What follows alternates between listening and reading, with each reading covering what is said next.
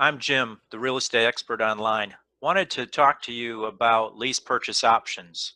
Obviously, there's a lot of mixed reviews out there, the pros, the cons, what the risks are involved, opposed to the buyer's position as well as the seller's position. So let me jump right into it. First of all, I've been doing lease purchase options for more than 25 years across the country and have been very successful at it, not only as a personal level, but also as a professional level, servicing buyers and sellers across the country. Now, I want to take the time out to go over some of the myths as well as some of the risks that may or may not be involved, maybe the experiences that a seller or a buyer has experienced personally trying to do it on their own. So the main thing is when getting involved into a lease purchase option as a seller, you want to do it because it's a great alternative route to sell your property when the market is not working for you in a traditional manner. Okay, so what I do as a real estate professional and an expert is I'll offer the seller fair market value for the property.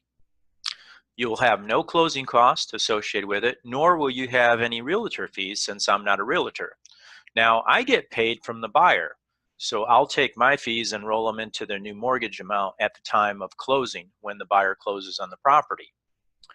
Now, from a buyer aspect, it's great alternative route when they're not able to get traditional financing. Now, mind you, just because they have bad credit doesn't make them bad people.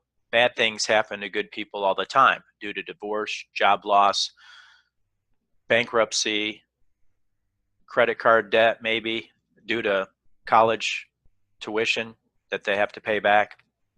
So there's a number of things that we look at when we pull the credit from a buyer. We want to look to see if they're not self-inflicted. It's justifiable that just bad things happen to good people. So we look into all aspects of that. So moving forward, from a buyer standpoint, this is perfect to get into a property. They do have to put down a down payment, which is non-refundable as an option, and that money is applied towards the purchase should they option to move forward with the sale at the end of the term, usually 12, 24 months. Sometimes we've had it longer based on a situation, or maybe the market values had dropped and the appraisal became an issue in order for them to get financing. So they get to move into the property, take care of the home while they're making rental payments, and then at the end of the term, they get their financing in order. Now, what I do is I turn them on to credit repair companies. So what that does is it expedites the process in order for them to get their credit rectified in a timely fashion and get to the closing much quicker. Now, from a seller standpoint, it's perfect. First of all, you get top dollar for your home. Secondly, you get mortgage payments that keep chipping away at your balance. Third, you don't have the risk of the overhead. No more cutting the lawn or maintaining the property. We take care of all that for you. We make sure that the property is well maintained, and if there's any repair issues that arise during the time that the tenant buyer is in your home, we got you covered there as well. What we do is we place a home warranty protection on the property. So therefore, if there was a hot water heater that burst, or maybe something other major that was a high ticket item, it doesn't become a financial burden for our buyers or anyone else involved. Now, also as a seller, there's questions. Obviously, they may have experienced something personal. Maybe they've heard on the news, 11 o'clock news live, talks about a horror story of how a tenant went bad, trashed the property, things of that nature. And then it takes the seller a financial burden to put the property back together and try to sell it again. The problem is sellers that do this on their own, they're not trained professionals. It's kind of like a doctor. You got to go to school for this and go through the hard knocks of studies to learn every aspect of this process. So there are risks involved, obviously, but being in the 25 years I've been doing this, I've covered most aspects of it. In the 25 years, knock on wood, I've never had a buyer trash a property. Yes, we may have had to touch up paint or carpet cleaning, maid services, things of that nature, but nobody has ever destroyed a property if they decided to vacate the property. They usually return it in the same or better condition than they found it. So that's a myth and concern for the seller. I understand that. So let's go through some of the questions that sellers ask me every day. First of all, they ask, well, what happens if they do trash the place? Well, let's play devil's advocate here. Let's say they did trash the place. Well, first of all, we have enough information on our buyers because we do a criminal background check and a credit check. We also have employment information, references, family members, contact information, social security numbers, bank account information, all that stuff. So we would file a criminal charge against them and take legal action against them for destruction of private property. Heaven forbid if we ever had to go that route. But that's the angle that we would approach it at, obviously. And as well, the homeowner has homeowners insurance. So utilize the homeowner insurance that you're paying for each and every month to protect your home from vandalism, because that does fall under that category. Another question that we have, well, what happens if at the end of the term the buyers change their mind? They don't want to buy the property. That happens from time to time. It may be a situation where the buyer outgrew the property. They had another family member, they were expecting a baby, things of that nature.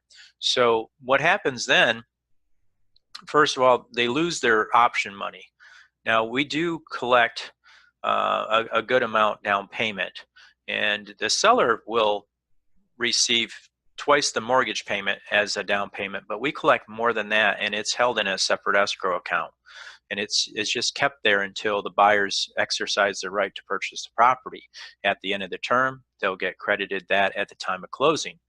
If they decide to bail and not exercise their right to purchase the property, then the property will be returned back to us, and in turn, the seller will have a right to take the property back and do what they wish to do with it, keep all the money that was given to them over the course of the time that the buyers were in the property.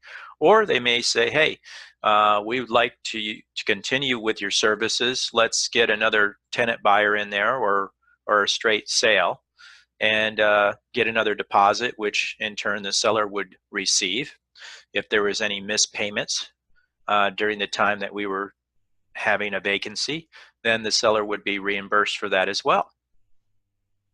So that's most of the concerns that sellers come to me with of what happens if this happens or this, that, and the other. So hopefully I answered the biggest concerns. Obviously, from a buyer standpoint, they have to understand and realize the responsibility that they signed up for. If you sign a contract in writing, you are obligated to make the payments on time and upkeep the property per the contract agreement.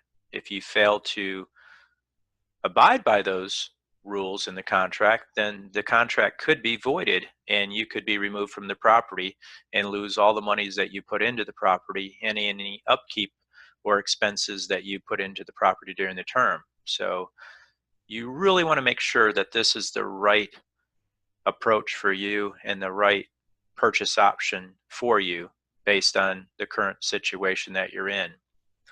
Now, from a seller standpoint, there may be some other questions. What happens if they miss a payment? So if they miss a payment, we as a company are responsible for filing eviction.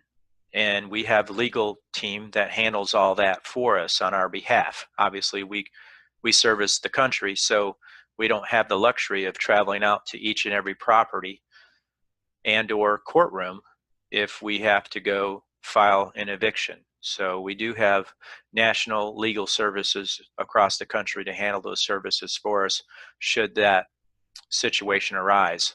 And we would pay for that expense in order to remove them from the property. And yes, we've had a couple times throughout my 25 years of doing this that we had to file an eviction. Not all of them ended with a removal from the tenant. Sometimes they may have fallen on hard times, lost a job, medical issues, car accident, divorce during the time that they're in the lease. I've had that happen. So they couldn't make the payment because one of the financial household members' spouse left. So again, that's things that happen in life that we can't control. So a lot of times we may be able to rectify it where they could get the payment caught up, or we would ask them to allow us to gain access to the property so we could remarket it to somebody else and get somebody else in there in a timely fashion. So, but overall, it's a great way to purchase a property if you cannot get traditional financing. From a seller standpoint, it's a great way to sell a property. First of all, not only are you getting full price for the property, you're not having the burden of the overhead during the time that the tenant's in the property.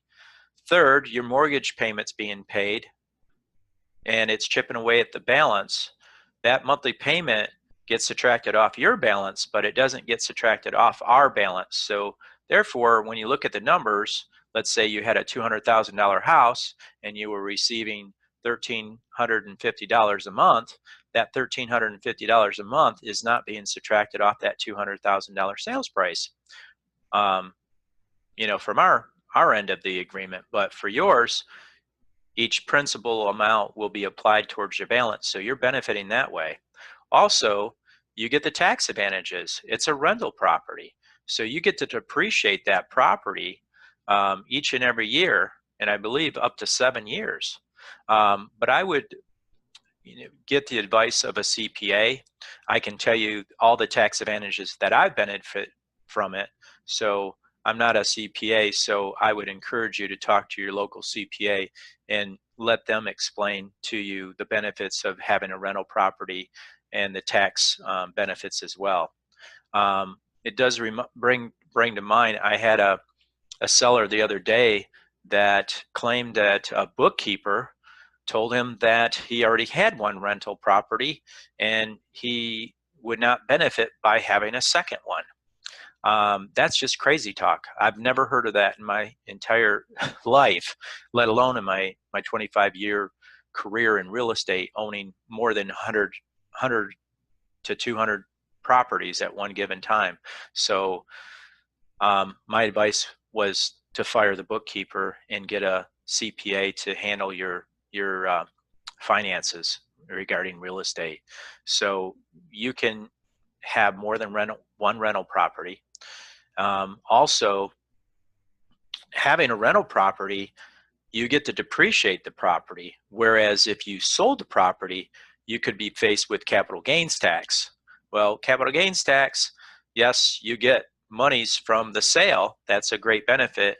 And obviously, depending on your situation, you want to take advantage of liquidating a property, and maybe you want to take that money and invest in another home or some other business investment. So by all means, do so.